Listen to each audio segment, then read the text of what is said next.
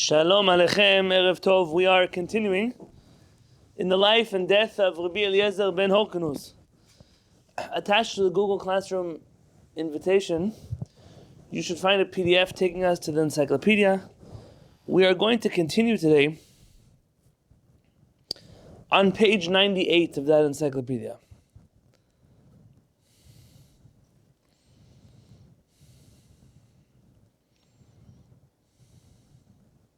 Likely this will be our final installment in the life of Rabbi Eliezer Ben Hyrcanus, and I look forward to a more balanced learning schedule next week, B'ezrat Hashem. למרות שהיה תלמידו של רבן יוחנן בן זכאי, even though Rabbi Eliezer Ben Hyrcanus was a student of Rabban Yochanan ben Zakkai, מבית הלל, who was a descendant of the house of Hillel, נקרא בתואר שמותי. He was known as a Shemuti.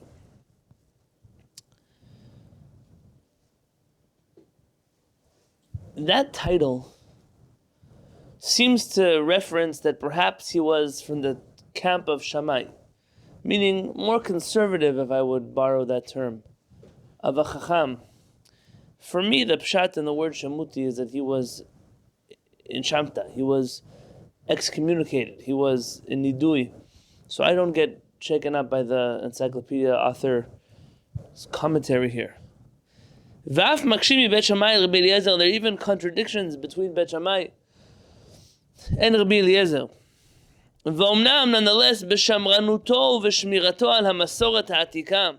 But because of his staunch support of traditionalism, nitkarev leBet Shammai, he was more similar to the camp of Shammai. Listen, I don't like this interpretation. I don't agree with it necessarily. But there are those who wish to understand that this is what it means that he was a Shemuti. I don't understand that to be the meaning of Shemuti.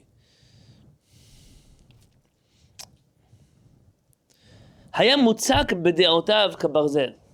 He was rigid in his stances like iron. ולא זז מהן כמלוא נימן. He never budged from his stances in Judaism. And now, the author of this encyclopedia is going to give us a brief digest of all kinds of statements that Rabbi Eliezer made, many of them which will seem difficult to understand. I will try to do my best in the time that we have tonight to walk you through those teachings in the way that we best can. דרכו במדרש הכתובים הייתה ללכת אחרי משמעותו הפשוטה של הכתוב. The way of Rabbi Eliezer was always to stick to the, I hate the word simple because it's not simple, but the plain meaning of the text. עד כדי כך, until so much so, שפירש, that he explains עין תחת עין, that an eye for an eye, when the Torah says that we take an eye for an eye, mamash, that's literally the way that it should be interpreted. How do our rabbis understand ayin tachat ayin?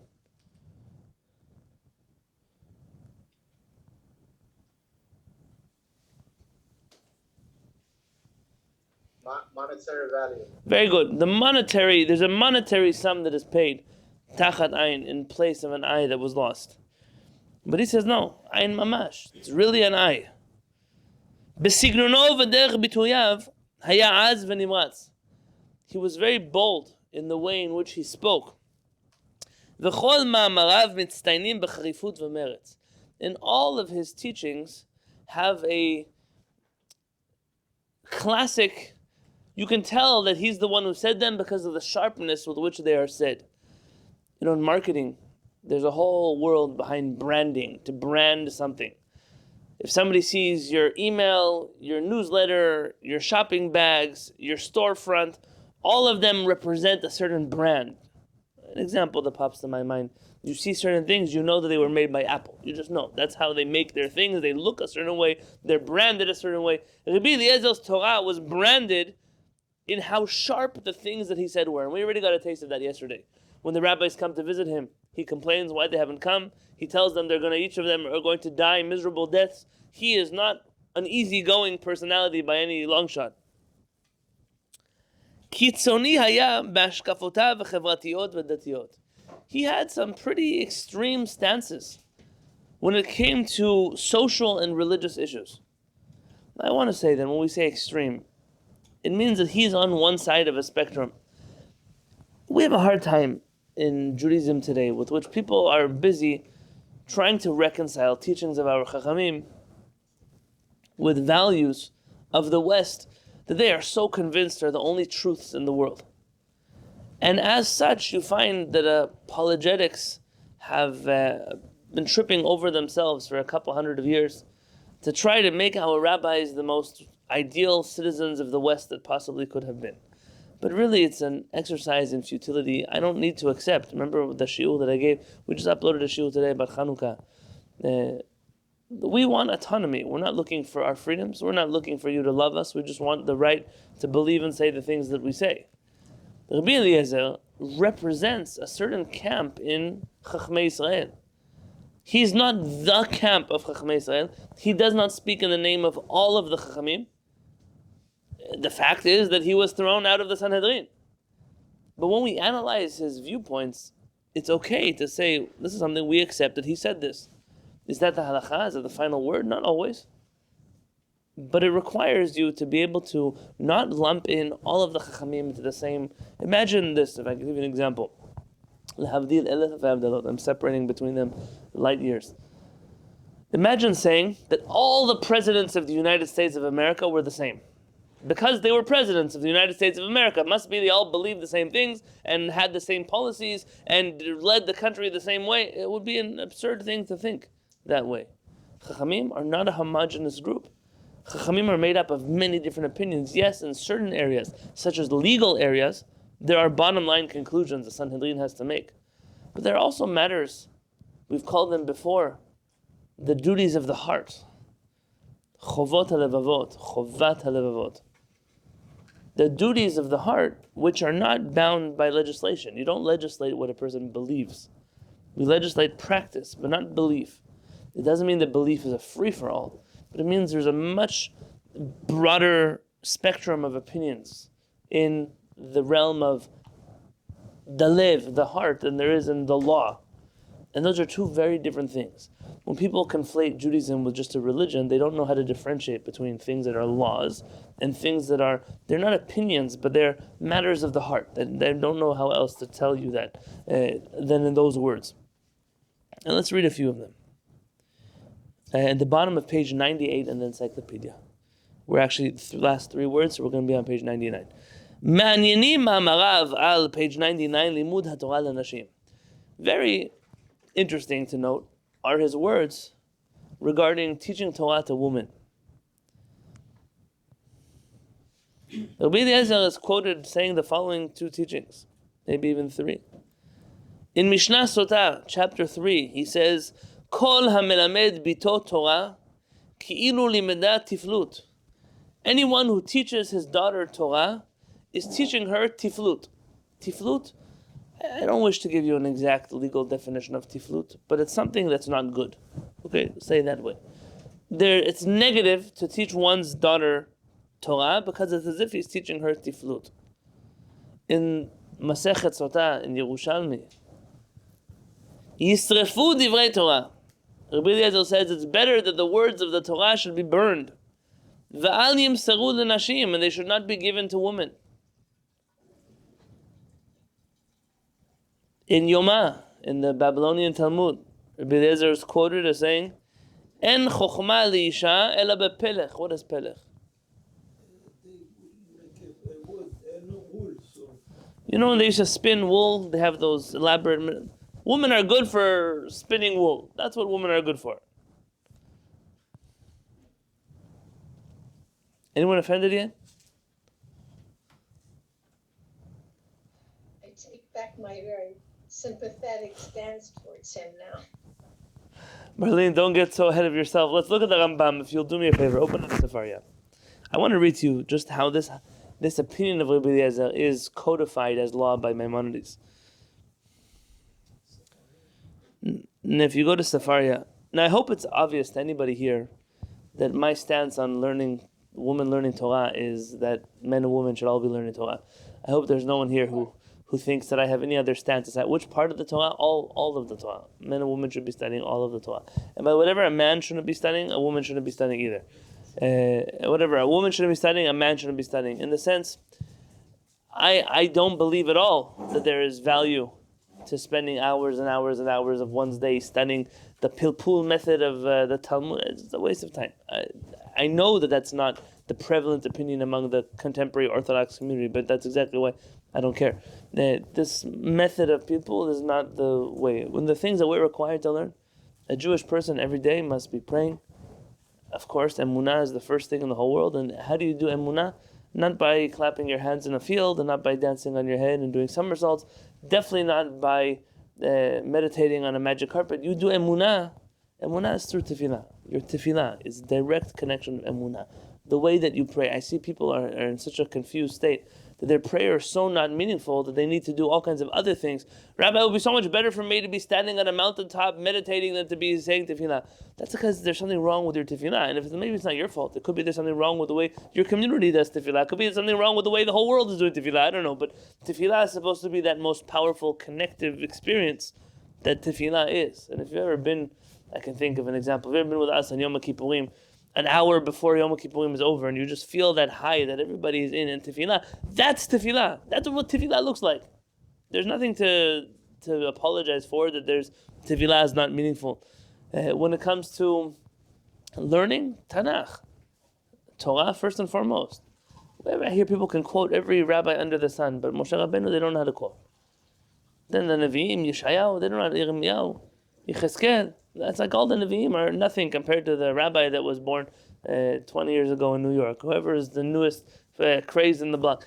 We have a Torah, we have Nevi'im, we have Ketuvim, David HaMelech, Shlomo HaMelech. They wrote books for us. It's time for us to know those books, not just leave them to the Christians. Torah tziva lanu Moshe morasha Kehillat Yaakov. It's an inheritance of the house of Yaakov, not of the house of the Vatican. That's what it says, right? It's ours. Next, Mishnayot. There's value to learn Mishnayot. Talmud. Which part of the Talmud? The parts that are relevant. You don't need to be learning halakha from the Talmud right now. Halakha, learn elsewhere. Agadot of the Talmud, they're important for you to learn. To learn them properly, of course. Not to believe in them like fairy tales, and to skip the ones that don't make sense, and to know how to learn the correct ones properly from a Talmid Chacham. Next, every person should know the Mishneh Torah of the Rambam. Everybody. Shulchan Aruch, all 4 sections. And then anything else, books of Musar, all the books of Musar. I can't list you all of them, but all of them. From Hamaspik of the Hashem, of Rabbeinu Avraham ben Rambam, Mesilat Yesharim, of Rabbi Moshe Lutzado, to all of the books that our Chachamim wrote that guide us on the proper path. The Kuzari, what a book of the Kuzari is. To know the Kuzari, which Jewish man or woman is exempt from studying any of the things that I mentioned right now. And so that's my stance in terms of Torah and learning, all of those things that every one of us has to spend our life studying. All of them, you have to study them. There's no exemption. Let's read what the Rambam writes. If you go to Halakha and you click on Mishneh Torah. Could you put the link into the chat? Would that be possible? I could try.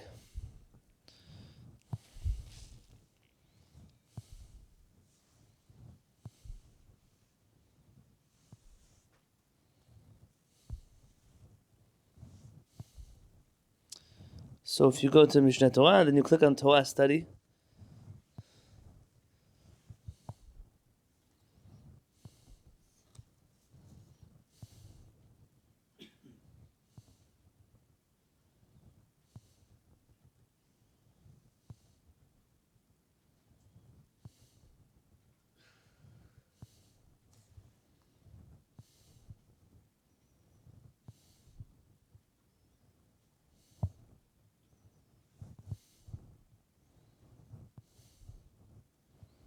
Give me one. I'm not used to reading the Rambam in my iPad, but I forgot my Rambam at home today.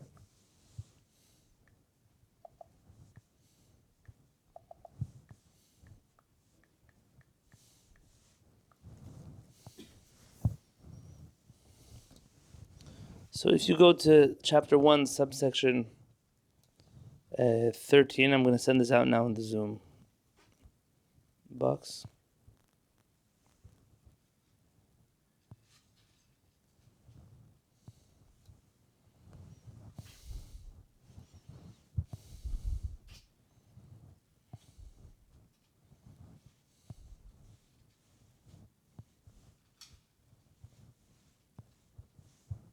some reason it's not going through.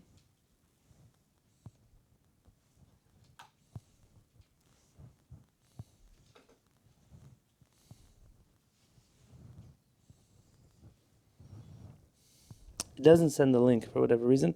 And there's a limit on characters in the Zoom chat box. But you could follow along the Hebrew. The Rambam writes. Yeah, says the Rambam, Isha shlamda Torah. A woman who studies Torah. Yesh la sachar. She receives reward. But when we say that a woman who studies Torah receives reward, is it then forbidden for a woman to study Torah? No. So understand here. From when the Ramban says that a woman who studies Torah receives a reward, you learn that there's nothing wrong with her studying Torah. We're going to then have to explain a few things. But wait. There's a famous question. I taught this in my UK class regarding Rabbanit Farcha Sasun. Whether the blessing that you recite over a great Torah scholar, do you recite that blessing over a female Torah scholar?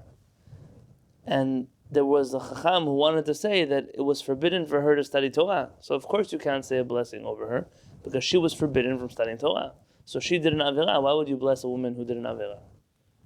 Now, let's read the Rambam. Isha shelameda Torah yesh la sachar. She has reward.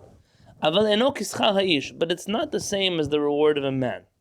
Why? Mipnei shelo nitztavet. Because she's not commanded to study Torah. Again, let's explain. In halakha, there are always things that you are commanded in and things that you are not commanded in. The things that you are not commanded in, but you're allowed to do, you receive reward from them. But it's not necessarily a reward like the person who was commanded. This is almost the opposite of how we think about things here in this world, which is, if you do the things you don't need to do, you're considered a hero. But the ones that you need to do, everyone should do them. It's harder. Imagine I tell Elchanan, go to your room and clean everything up. Now, he doesn't want to do it. But there are days where he wakes up, he wants to impress me, so he cleans up the whole house. And he wants to show up. But imagine the moment I tell him, Elchanan, wait, you're in the middle of cleaning your room, go to your room and finish cleaning. Now he doesn't want to clean at all, because I ruined it for him. I made it an obligation. It's an obligation. It's not so fun anymore. There's a reward for someone who's obligated more than one who's not obligated.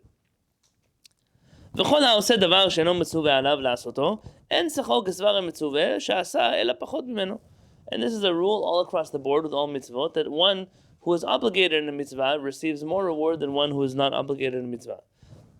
Practically, can I ask you a question? What does it mean that one receives more reward? Is there any practical ramification to receiving more or less reward? Not in this world. Not in this world. Nothing you have to worry about here. Now, says the Rambam, "V'af al pi sheyesh la sachar," and even though there is a reward, tzivu Chachamim, our rabbis commanded, instructed, shelo yilamed adam et bito Torah, that a man should not teach his daughter Torah. Mipnei sherov hanashim, because the majority of women, en da'atam mechuvenet lihitlamed, their mind is not trained to study properly. Elahen motziot divrei Torah ledivrei havai. I promise you I will go through this and read it again. Okay, so don't get upset yet. Please don't log out of the class yet. All right? Elahen motziot divrei Torah ledivrei havai lefi aniyut da'atan. Because they transform the words of Torah to words of havai. I'm going to borrow a term, nonsensical teachings, because of their, it's not inferiority of their mind, but inferiority of the way in which they think. Amru Chachamim, our rabbis tell us, Kol hamelamed et bito Torah, ki'ilu lemedat tiflut. Any man who teaches his daughter Torah, it's as if he has taught her tiflut. That's the teaching of Rabbi Eliezer, right here, right? That's what Rabbi Eliezer said. Bameh devarim amurim. When is this said? B'Torah she'ba'al peh, regarding the oral law.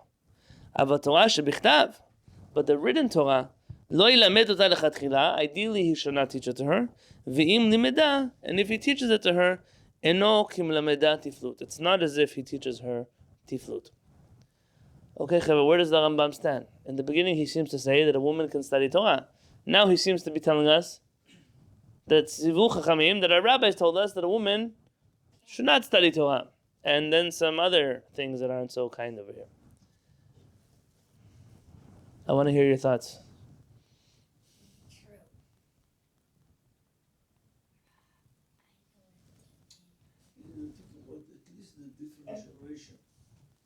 There was a lot many work in the home, and there was a clear division of labor between the husband and the wife.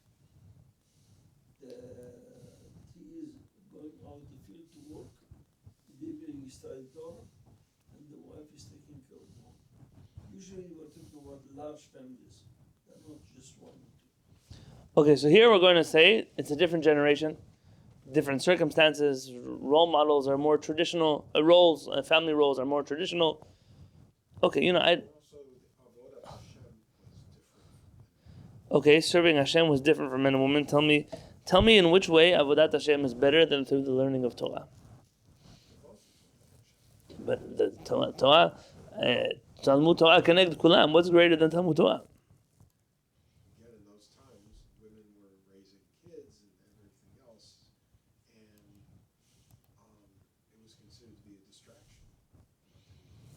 Okay, so you're saying something similar. And the rabbi did not really, you never see anybody rebuking somebody who taught this. Rabbi Eliezer says the mutar shisrafu divrei Torah. Yes, Rabbi Eliezer is a minority opinion. The issue is,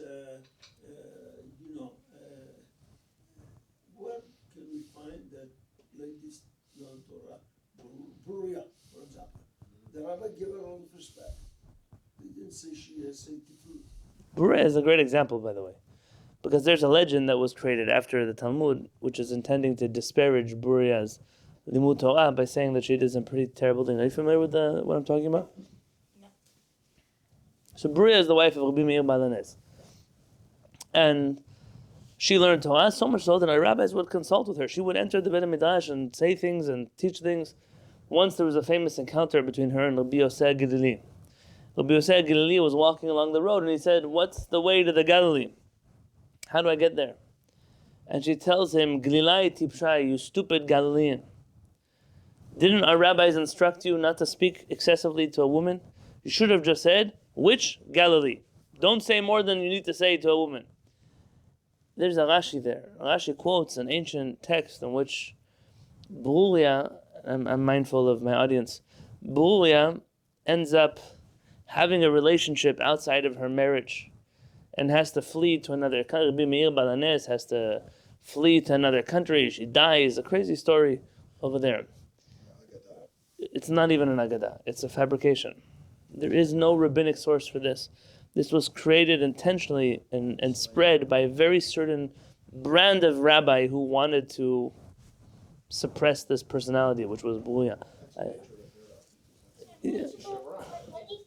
It's interesting you mentioned Rabbi Meir because there was another story involving Rabbi Meir about the woman who used to come to his lectures on Friday nights. Oh, very good. Kind of being a jealous putz, tried to get her to stay home, and she was all jealous of Rabbi Meir.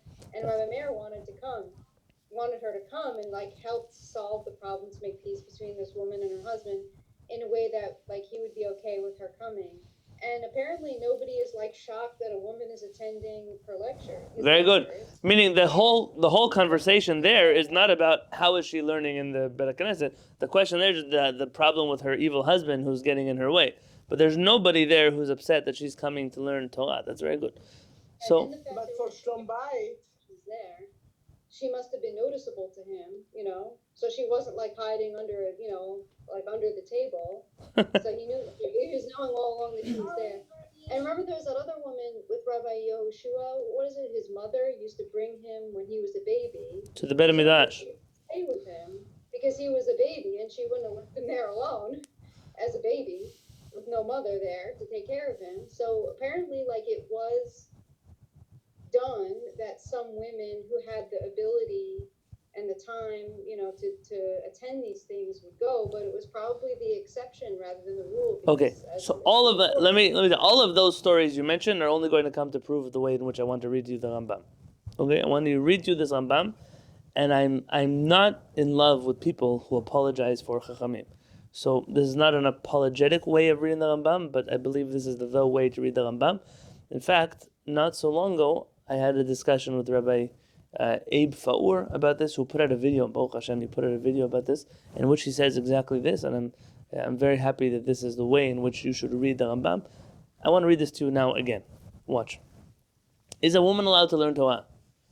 Yes. Is she obligated to limud Torah? No. That's already... Maran the Shulchan Aruch writes that a woman does say Birkot Torah in the morning. Why? Because women are obligated to learn a lot of the Torah. Because much of the Torah that is relevant to women, women have to learn. Most of it already. And therefore, they have an obligation to say Birkot Torah. That's why women say Birkot Torah in the morning. Okay, but the question here is about the second part. If women are allowed to learn Torah, then what is so bad about a father teaching his daughter Torah? Why is it such a miserable thing? Let's read here.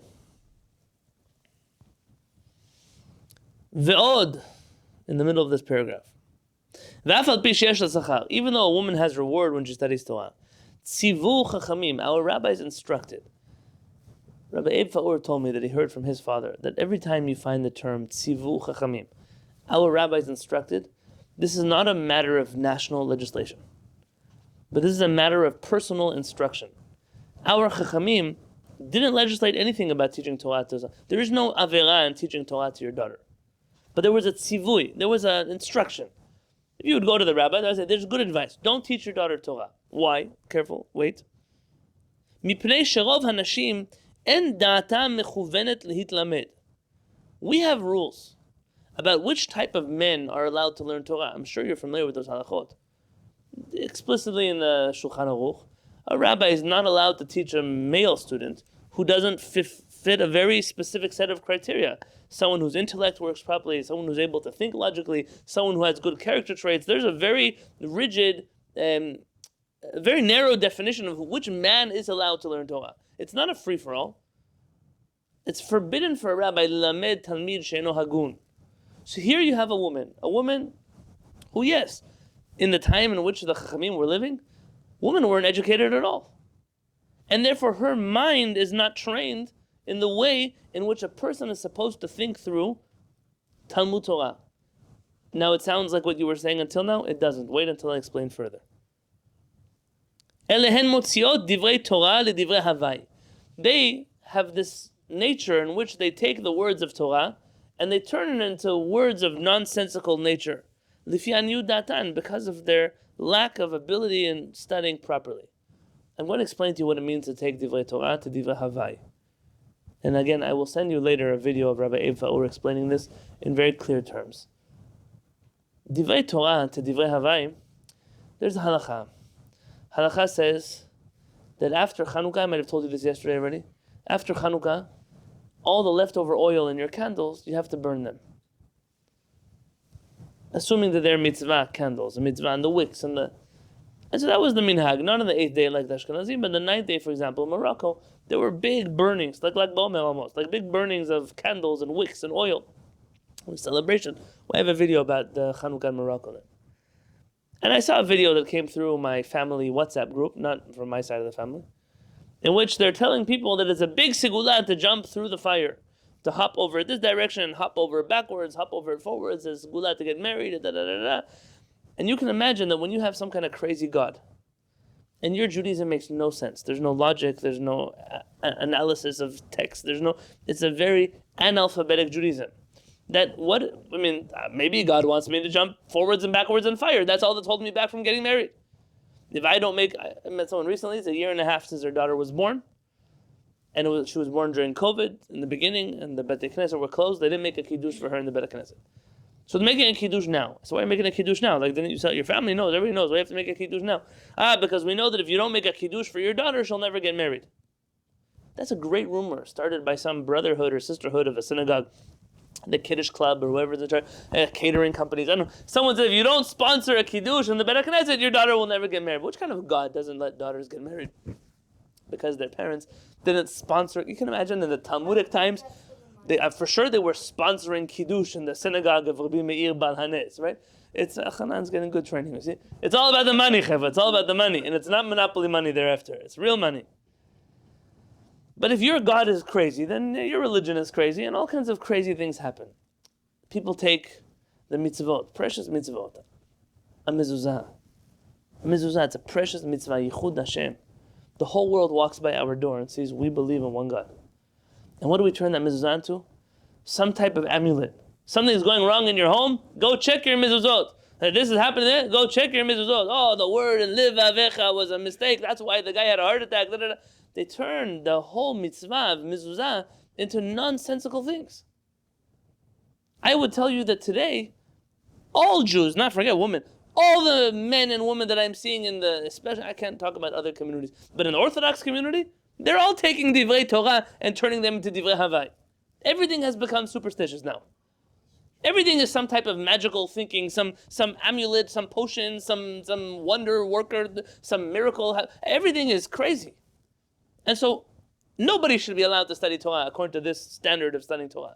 It's back to what Rambam said about the importance of learning sciences and philosophy. Train your mind to study Torah. Absolutely. So this is what it says. When he talks, En da'ata mechuvenet hitlamed, the mind of a woman in this generation, when Chachamim were instructing personally, not privately, not nationally. The reason they didn't legislate this is because this doesn't apply in all generations. But in their generation, they observed a very sad fact. That it was the women who were running after all kinds of magical things, and they were afraid that if we were to teach them Torah, they would take these words of Torah and strengthen all of the crazy things they believe. Exactly what's happening today, but today it's not exclusively the right of women. Today it's the exclusive right of all Jewish people. Then you had those movements at the time of the Beit HaMikdash, you had the Essenes and the this and the that, the early Christians. Those were male-produced. That's right, which is why we wouldn't be allowed to teach them Torah either. But again, this is the private private advice because it's not something you can legislate forever. It's not always going to be a problem forever.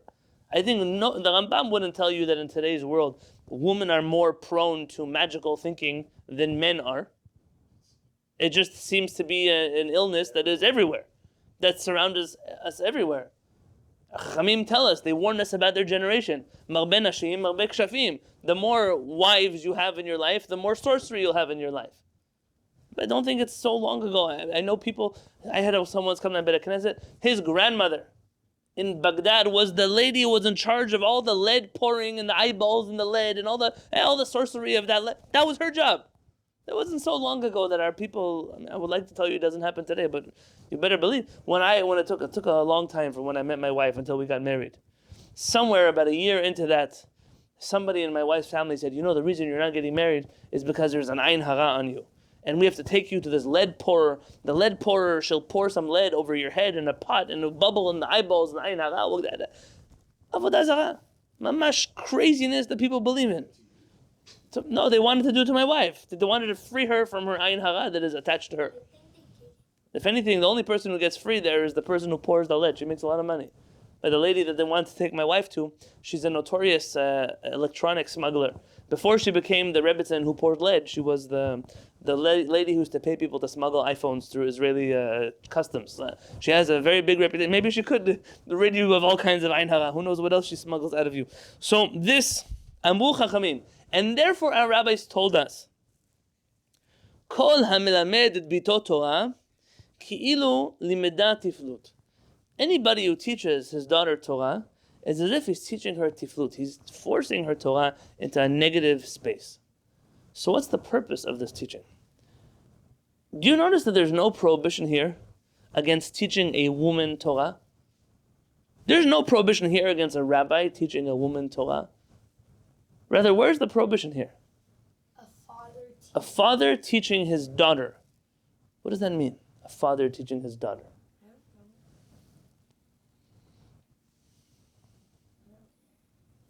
Is it referring to a woman who's like younger? Okay, it could be. It could be of any age. I'm going to tell you it's not about the age. Tell me what else about the study. A father teaching a daughter as opposed to what else? Isn't he supposed to be teaching his sons? Okay, so Marlene, you're right. It's here. It doesn't seem to be a distraction. Like he's not going to teach his sons, and therefore he can't teach his daughters. It's not a matter of distraction, but you're onto something.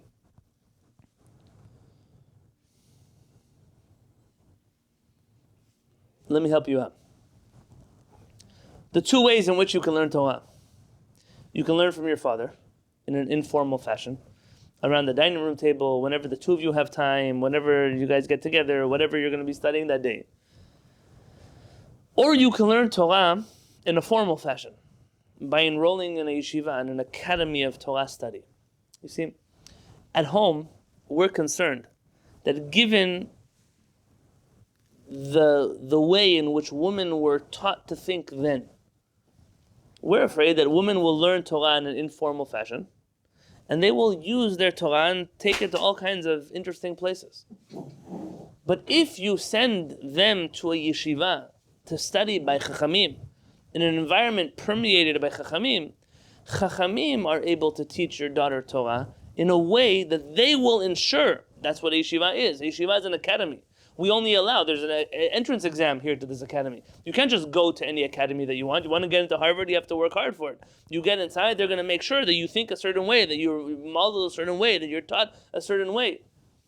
Chachamim were not against women studying Torah. They were afraid of a world in which women were to study Torah in an unregulated fashion, which would give power to all of these people who were taking the Torah and transforming it into craziness. But if we could enroll our daughters in an academy, there were Talmidei Chachamim that would be willing to take our daughters and teach them Torah in an organized fashion. So, you mentioned a few stories. The lady who went to the Beit Knesset of Rabbi Meir, there is nothing wrong with her learning Torah there for the very simple reason that she is going to an academy to study Torah from a Chacham who will make sure that the Torah that is taught correctly. The only thing I would change in this whole teaching is I would say that a person should be careful in general in the world that we live in today to teach not only his daughter but also his sons. To make sure that when Torah is taught, and I'm not talking about the yeshivot you guys are thinking of, but that when we make sure that Torah is taught, it should be taught by real Chachamim who truly know how to understand texts, who are able to guide our children, our families in understanding Torah correctly so that they will not take the words of Torah and turn them into words of Havai, words of nonsense, words of craziness, words of magical thinking. Are there any women's study groups or mother-daughter relationships? Very good. So I think that unfortunately our rabbis lived in a generation where women's study was not a thing. And so the women that we know who studied, they were, like Pam said before, exceptions to the rule. That's what they were. But not exceptions to the rule because our rabbis didn't allow it. Exceptions to the rule because, unfortunately, until not so long ago, women were not given the opportunity to learn in Judaism. And I have my own videos about that if you'd like to. I may have a video on Rabbanit Flora Sassoon. If you could please look that up afterwards. If you never watched it, please watch it, and you'll see how proud not only I am of those women who joined the Beit HaMikdash and learned, but how the Chachamim, how excited they were to see a lady like Rabbanit Farcha Sassoon who could get up and teach Torah and speak in yeshivot and learn Gemara and Rashi and Tosafot and things that really made Chachamim proud. There was nobody ever worried that would happen. The fear was the other way. And I'll tell you the truth, and maybe I should not record this, but I'll say it anyways. I've been around this world for a little bit of time. Not as long as some of you, but for a little bit of time. And I've observed in my life, outside of our Kehillat, somebody asked me why we don't do Rosh Chodesh parties for women in our Kehillat. And it would caught me off guard. The Rabbanit, I said, Rabbanit, what do you think?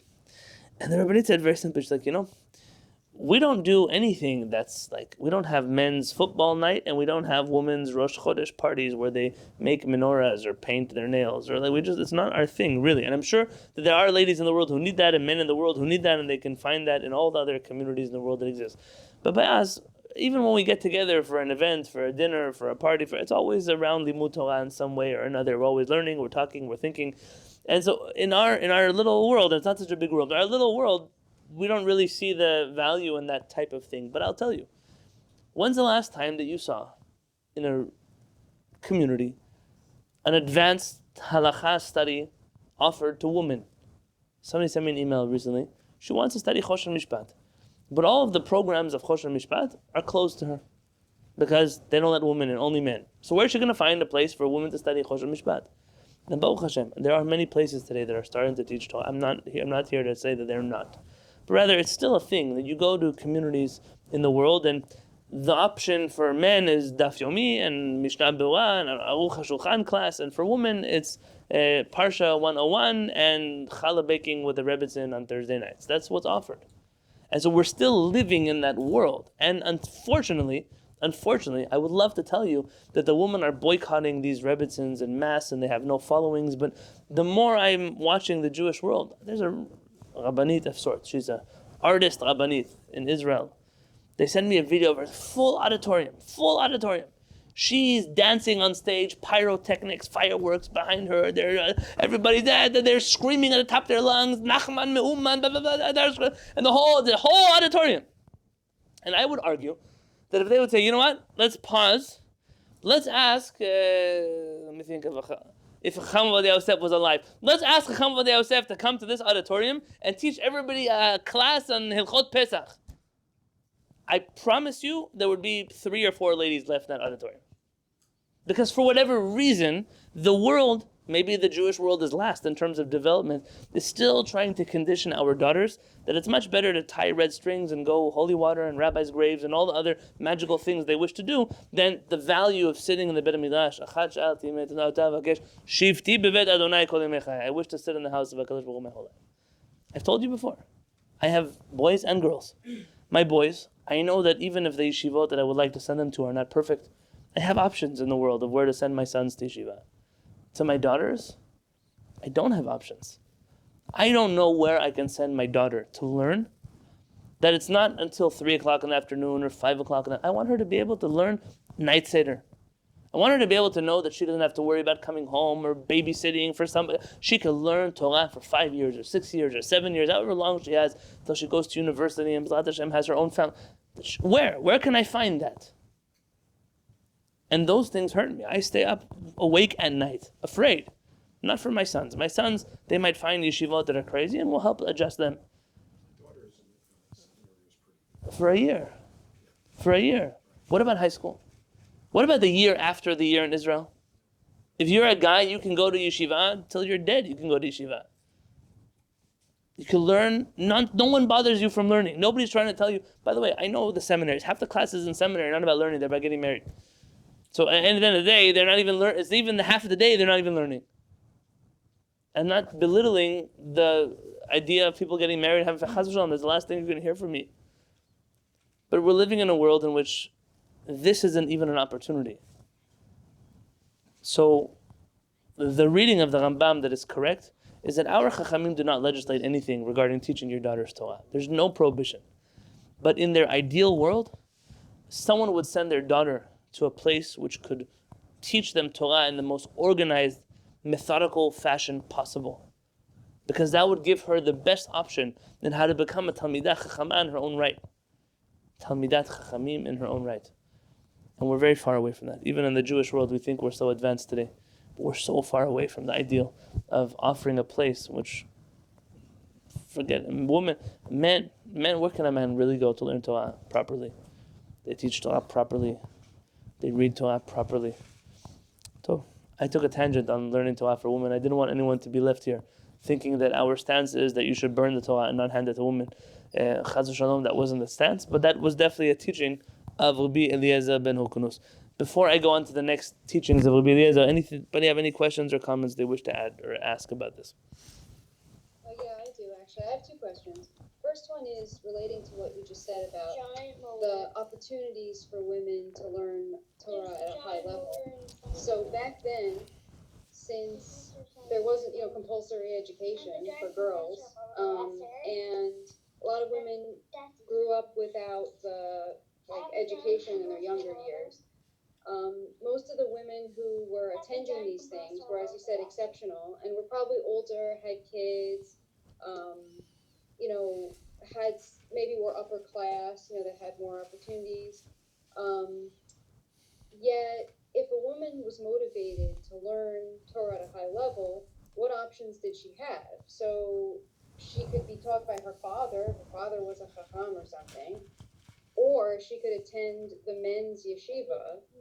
And pardon me, but if you're younger, especially, going to a men's yeshiva that's almost all men and there's 1 or 2 women, I could kind of imagine that might lead to awkward or possibly even inappropriate situations.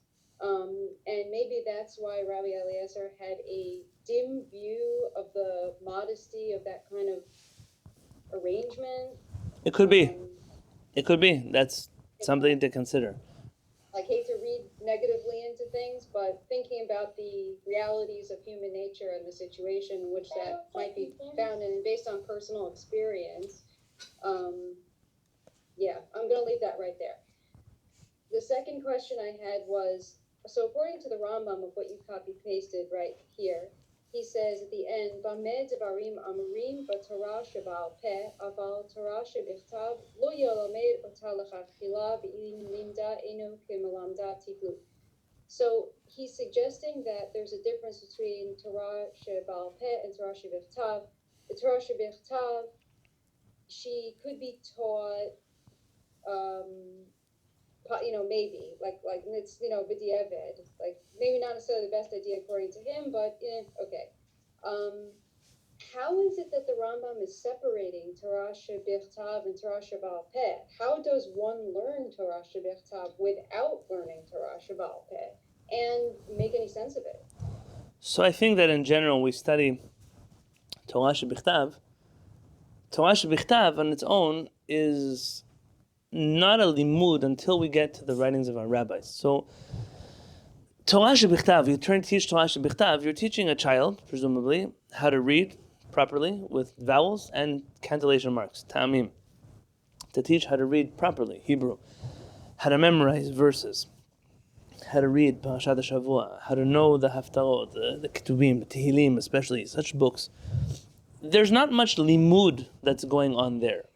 Where things start to get dangerous in terms of interpreting things incorrectly is when you open up the realm of rabbinic law. In the realm of rabbinic Torah, there's all kinds of statements that you could, if you're not trained properly in how to study them. By the way, there is a danger in Tanakh also, and we're going to see actually a little bit later that Rashi does mention a certain danger in studying Tanakh. Too much Tanakh can make a person not believe in God. It's a very French-German attitude, and that the Tanakh is dangerous. But each camp would have a different approach. But there is a difference. Torah shebichtav is it's not simpler in the sense that it's less important, but it's simpler in the sense that it's the type of study that we teach is not the same in terms of logic and extrapolating things as we study when we study Torah Sheba'al Peh. You taught once that in terms of Tanakh, that the Rabbinic had to sweeten it a little bit because some of it was so intense and so powerful. Which is the purpose of Torah Sheba'al Peh. But usually when we're teaching Torah shebichtav, it's, if you ever seen how they teach in a yeshiva, how they teach Torah shebichtav, they chant the pasuk once, they chant it again, they chant it the next time, and then they memorize it, they go to the next one. And then by the end of the year, the kids know a certain amount of chapters by heart, and they know enough Hebrew to know what it means, but nobody's sitting there to... By the way, there's a mistake. The mistake that's done the other way is when we learn Mikra with too many commentaries. I think it's a miserable development in Jewish tradition that people are so divorced from the literal text of the Tanakh. Why kids are taught not Parashat HaShavua, they're taught the Midrash of the Shavua. I don't need my kids to know Midrashim. I don't want them to know Midrashim. When they're old enough to learn Midrashim, let them learn Midrashim. Even when it comes to too many commentaries. There's an interesting, I won't share this with you, but Rashi, people always learn the Torah according to Rashi. They learn the Torah according to the Ramban, and the Torah according to Ibn Ezra. People don't realize that when Rashi wrote a commentary on the Torah, he assumed that you first learned the Torah according to the Torah.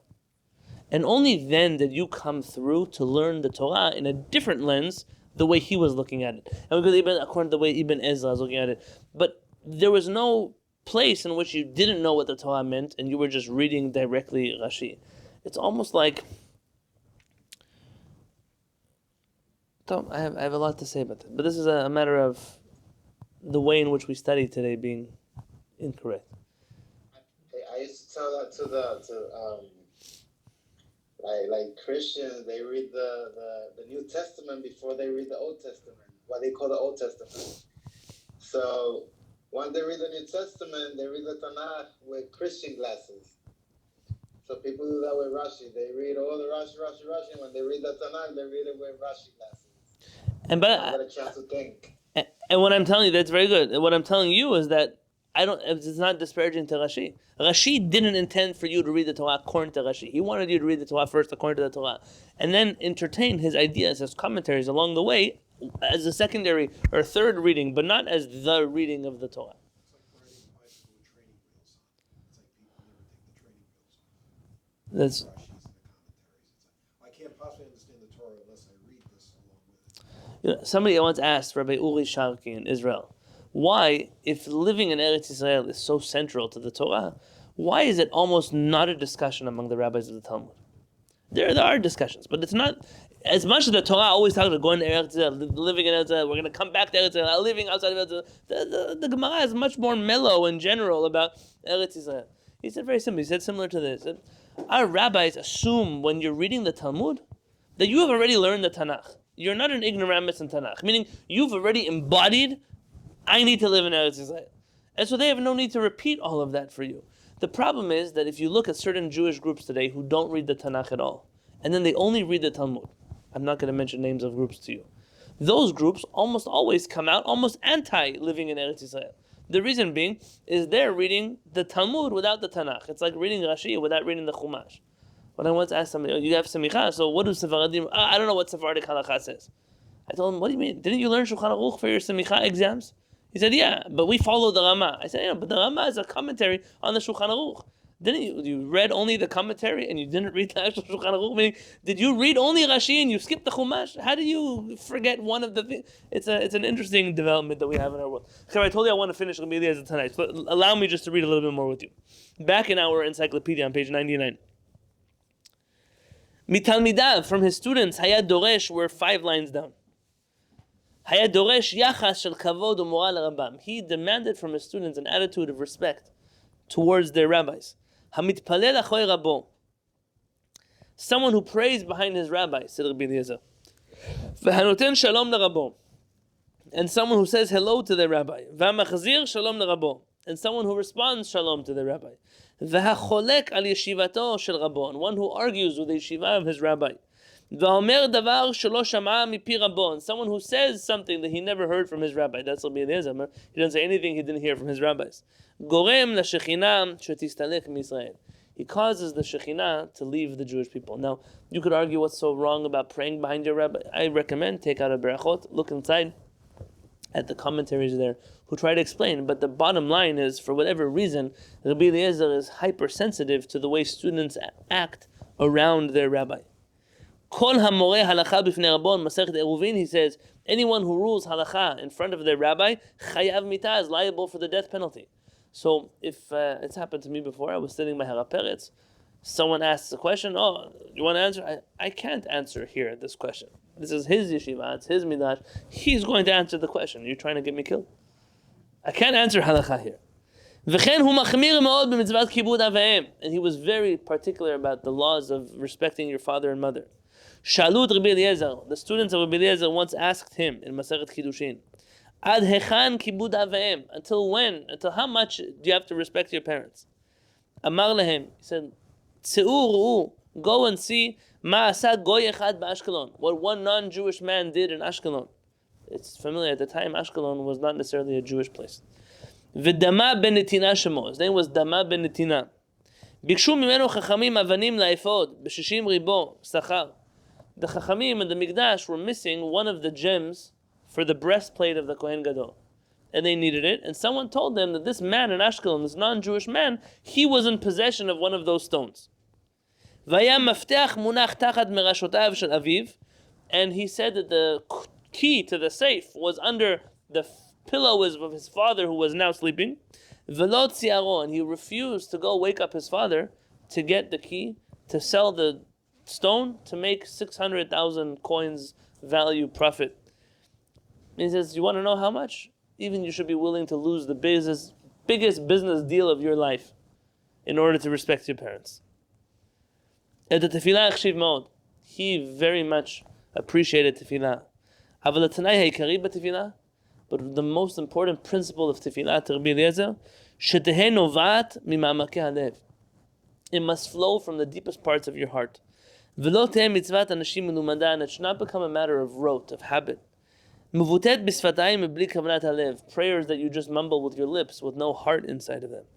As he says in Mishnah Berachot, Haoseh tefilato keva, anyone who turns his tefillah into a regular rote, and tefilatot chanunim, his tefillah is not considered a supplication. Meaning, it seems that Rabbi Eliezer was opposed in some way to the over-standardization of tefillah.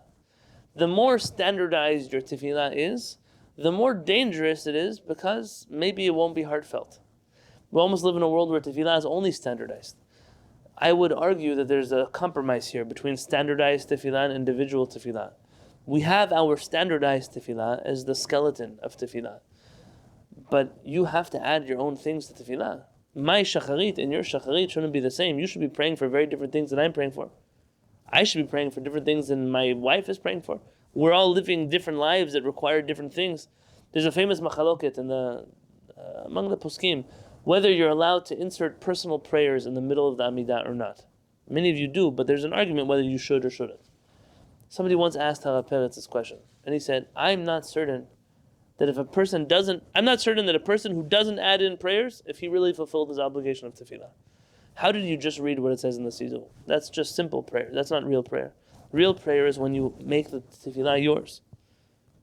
What about quality versus quantity? It seems like, I'll just speak for myself. Sometimes it seems like the prayers are excessively long. Maran, at the beginning of the Shulchan Aruch, says that it's better quality than quantity. You have to know what to cut out and what not to. But I will tell you, listen, for the people who make YouTube clips out of me online, I'm just telling you now. Not you people, the other people. Yeah? Just like I say a short Birkat Hamazon, I also pray a shorter Siddur than you pray.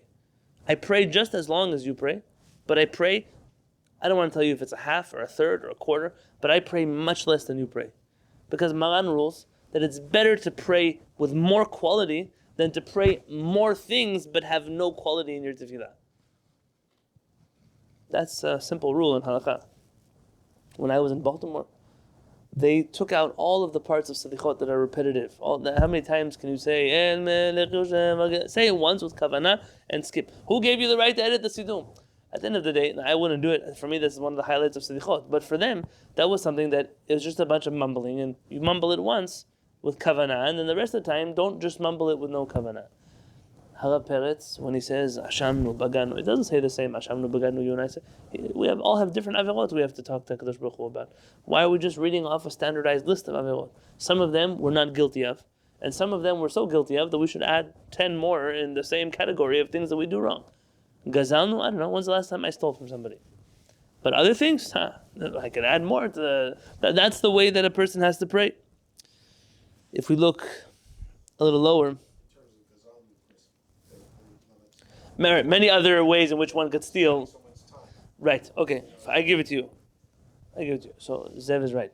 Likely that was the wrong one to pick on. Okay, let's say a different one. Yeah, it's right. Many people steal our time. It's true. You know, this happens a lot. There are people, they call me. I'll tell them, Chava, I have 10 minutes to talk right now. If you need more time, I'll make an appointment with you. No, it's just 5 minutes. 45 minutes later, they're still talking. And then what do they get upset? They get upset that the next time they call me, I don't answer. The reason is, I know that this person lies to me. I'm giving you, I have 10 minutes, I will give you full 10 minutes. But I can't give you more than that. I can't sit in a parking lot late to someone else's meeting. So when a person, and then there are people who say, well, you have 10 minutes, in 9 minutes they're off the phone. I will answer that person's call all the time. Because I know that person values time. They're not thieves of time.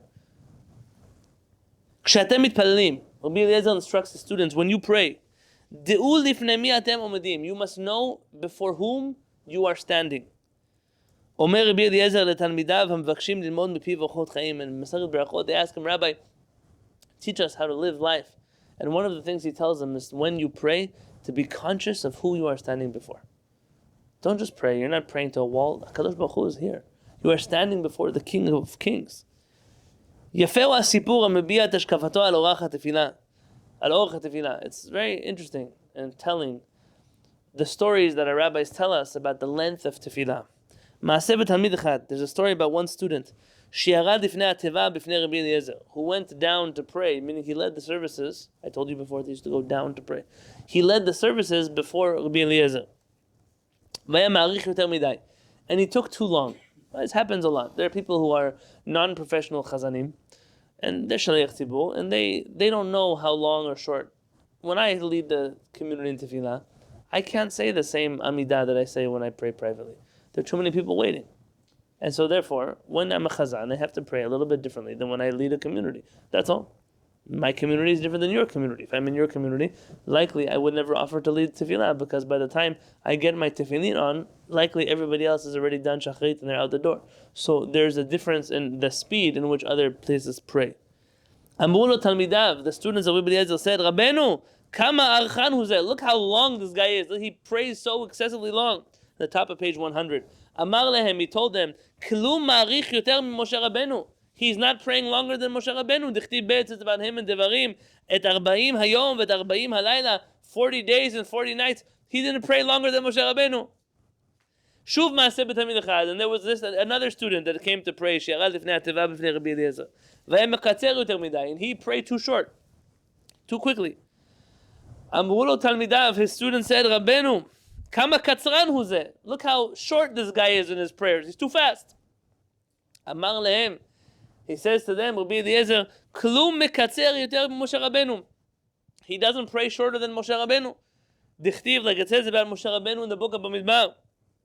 El nar refanala. Who does he say that for? His sister. He prays, God, please heal her. Zehu. He doesn't say her name. He doesn't say where she comes from. He doesn't say. You could just say that's a short tefillah. Meaning, Rabbi Eliezer is telling you, you can't over-pray Moshe Rabbeinu and you can't under-pray Moshe Rabbeinu. Prayer is a very flexible thing. The person has to know what they're praying for and how they pray. That always puzzled me, these modern Jewish stories about a famous rabbi, and someone asked, could you please pray for my sister, my aunt, whatever it is? And I was, oh, I can't pray for her because you didn't give me the right Hebrew name. So what? Are you not able to pray for somebody who doesn't have a Hebrew name? Are you not able to pray for somebody using their English name? Do you even need someone's name in order to pray for them? Because Moshe Rabbeinu didn't seem to get the memo. He just says, El na, please God heal her. Who's her? Guys, he's HaKadosh Baruch Hu. He's God. He can know exactly who you're talking about. You don't need to give him an address. You don't have to say, hey, I messed up on the address, didn't go to the right place. HaKadosh Baruch Hu is the king over king of kings. He doesn't need you to specify exactly which. If you can, then there's maybe benefit to that. But if you can't, who cares? Says Rabbi Eliezer, tefillah is very flexible. It's from 1 second to 40 days and 40 nights. In fact, when the rabbis were suggesting if a person cannot pray the full prayer, what prayer should they pray? What is an abbreviated version of tefillah? Listen to what Rabbi Eliezer suggests. There are a few different rabbis who suggest tefillot. Rabbi Eliezer says, Aser etzoncha b'shamayim mimal. Hashem, do your will in the heavens above. V'ten nachat ruach lireecha mitachat. And give nachat, give goodness to those who fear you in this world. V'atov b'necha aseh. And do ultimately HaKadosh Baruch Hu that which is good in your eyes. That's his tefillah. Do good there, do good down here. HaKadosh Baruch Hu, ultimately you should do what's good in the world for you.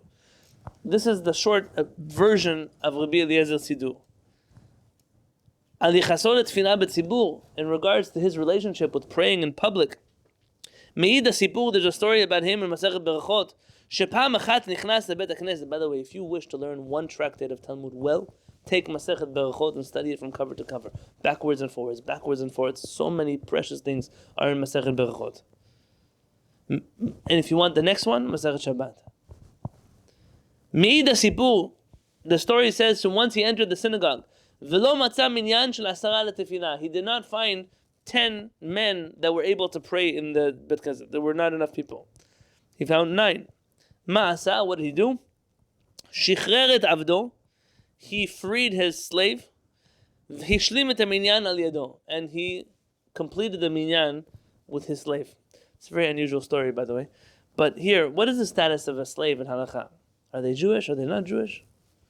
They're Jewish slaves. Here, he's clearly not Jewish. So what does he do?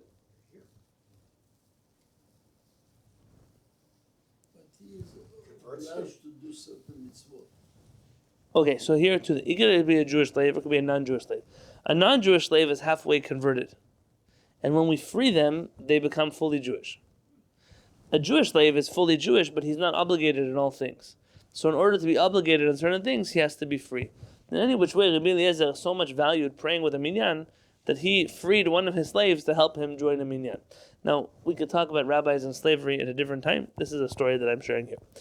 Et hagoyim sana. I don't know that I would use that word, but the author of the encyclopedia said he hated the nations of the world. Velo batach b'chazdam, and he definitely did not trust their kindness towards them. When is Rabbi Eliezer writing this? This is after the destruction of the Beit HaMikdash. Where was the world? Who are the goyim he's dealing with? You're dealing with Romans. These are people that all they want is to kill him and massacre his people and destroy his nation. And when they did good for us, he didn't believe them. Haya doresh, he would teach the verse of Mishleh. Kol tzedakah v'chesed shegoyim osim, chet hu lahem. Shenam osim ela litgadel bo. If you see the nations do good for the Jewish people, we're not talking here about individual non-Jews. Individual non-Jews are not guilty in any which way of anything. But here he's talking about a nation. You see a nation that does good. People, it always amuses me when Jews, they fall for it every single time. When some politician does something for Israel or doesn't do something for Israel. Nobody in their life ever did something for Israel because they like the Jewish people.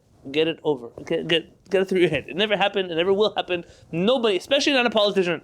The politician never does anything good because it's good. It's all to do with getting elected again or their ratings and whatever they need, but they need something.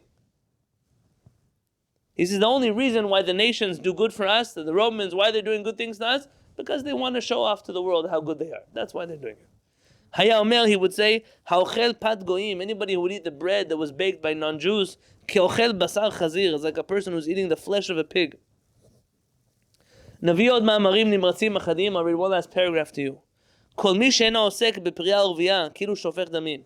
In Masechet Yevamot he says that anybody who does not involve themselves with having children is as if they are murdering someone.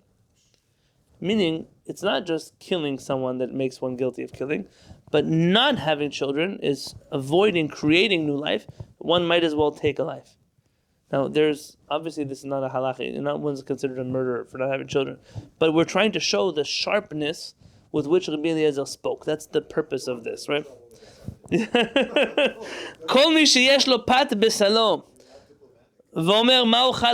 Anybody who has bread in his basket and asks, what am I going to eat tomorrow?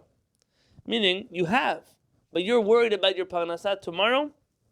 Eno ela miktane emuna. You are ultimately from one who is of small faith. Ye of little faith. What does it say in the New Testament? This is miktane emuna. This is somebody who, you have money. What are you worried about saving money for tomorrow? Tomorrow, HaKadosh Baruch Hu will take care of you. Right now you have, that's all you need to worry about. And then he says finally in the Tosefta, Le'olam yadam boreach min ha'ki'ur umin hadomeh laki'ur. This is probably one of the most famous and important teachings of Rabbi Eliezer I could possibly tell you. The person should always run away, stay away from anything that is ugly. But not only anything that is ugly, but even anything that is similar to that which is ugly. What does it mean? It means there are certain things that are bad, and you're not doing them, but you're letting people think that you're doing them, or you're letting people think that you are around people who do them. Run away from anything that is perverse, anything that is ugly, anything that is bad. Don't just stay away from that which is bad, but stay away from anything that even appears to be bad. That's how careful a person has to be about their reputation. Ultimately, we've reached the end of the life of Rabbi Eliezer Ben Hyrcanus. Next week, B'ezrat Hashem, we're going to talk about the next of the 5 Talmidim of Rabbi Yochanan ben Zakkai. Someone reached out, not from the shiur, why it's taking us so long to get to the Rambam's introduction. In life, we are given opportunities. And we have opportunities to study together, almost every day. HaKadosh Baruch Hu gave us the gift of studying the Rambam. You and I will be learning together for many more years. For right now, what's given in front of us is the opportunity to spend time, which we may have never done before, and go through the lives and the teachings of every single one of the Chachamim that make up our tradition. That we know who these rabbis are. When you learn Talmud, I would love for you to know when you say Rabbi Eliezer Ben Hyrcanus, now you know who he is. You know what he was. You know where he lived. You know what he did. That's the only way these people become real to us. Their advice for our life becomes real to us. The struggles that they struggled with, we realize that they have advice they can give us. Mistakes that were made, that we have to ensure will never again happen. Rabbi Eliezer was a sharp man, but that didn't make him a bad man, nor a negative man. He was a Chacham. And sometimes Chachamim speak harshly, because the things they are talking about are not simple things. There are some issues you cannot be neutral about. There are some issues you can't spend your whole life, I'm going to borrow a Yiddish word, being parve. You can't just be neutral your whole life. There are times in which you are obligated to stand up, to take a stand over issues. Rabbi Eliezer made a choice to take stands on certain issues. And maybe, ultimately, that was his downfall. The stand that he took, he climbed up a tree, the Chachamim wouldn't let him, and ultimately he got thrown out of the Sanhedrin. But he did teach us. He taught us about conviction, about dedication, about belief in what we would call in Hebrew tzidkat haderech. He believed in the truth of his path. He believed that what he was doing was correct. I recently actually on Shabbat, I told my parents and my wife and children, I look at other Jewish groups around us, and I pray for 1 ounce, forgive me for what I'm going to say right now, I pray for 1 ounce of their confidence. They are so ignorant and arrogant that they ooze confidence in the way in which they believe things, in the way in which they do things. I don't want to be arrogant or ignorant like them. But they have some trick in telling the whole world, especially their families, that the way we do things is the only way, it's the highway, like what Yeshu said, there's only one way to God, and that's through me. I wish that we adopt a little bit, an ounce of that conviction in the things that we believe are right. Instead of apologizing for the things that we believe, instead of tripping over ourselves and the reason why we observe halakha this way, or why we pray this way, or why we do X, Y, just to once stand up and say, I am proud of the things that I do, so proud that I'm going to tell my children, I'm not apologizing for the Judaism that I believe in. And Baruch Hashem, Bezrat Hashem, You also have to be willing to, be self-critical in the sense of, like, there's so many people who are denying, the issues with education, secular education in New York, this issue here, this issue there. It doesn't exist. Don't talk about it. It's anti-Semitic. I obviously am looking at that negatively, but I'm telling you, for us, we're allowed to adopt certain character traits, and one of them is conviction. Conviction in the beliefs that we have in the way that we do things is correct, and not in a sense of arrogance, definitely not from ignorance, but from a place that really it's okay to believe in the things that you believe, and if you have to pay the ultimate price, Rabbi Eliezer was willing to do it. He was an example of a man who was willing to spend his life in isolation, as long as he would be doing what he believed to be that was right. And I bless us all with, like I said, a little bit of that. Until then, I wish everybody a Laila Tov, and God willing, I will see you next on Thursday night. B'ezrat Hashem.